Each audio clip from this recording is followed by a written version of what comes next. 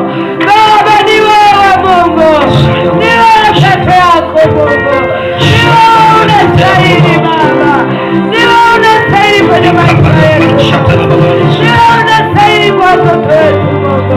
Baba unatosha Mungu, unatosha peke yako Mungu, unatosha wewe Mungu, unatosha wewe Jehova.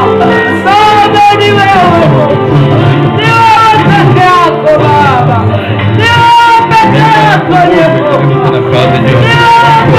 Tunahitaji rehema zako, tunahitaji nguvu yako jioni ya leo, kwa sababu wewe ni kimbilio la kila mmoja, wewe ni kila mmoja. Tuko mbele zako Bwana sasa, tunahitaji neema yako, tunahitaji mamlaka yako, tunahitaji tuongoze Baba jioni ya leo kwa ajili ya neno lako ambalo liko mbele ya watumishi wako hawa.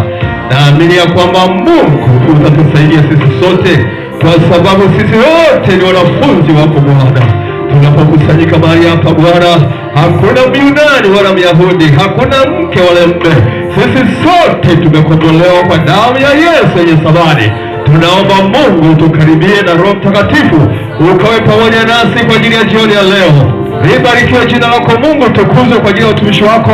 Wamekuwa kwenye maombi na kwenye uwepo wa maombi. Mungu umeonekana kwenye sifa na kwenye uimbaji.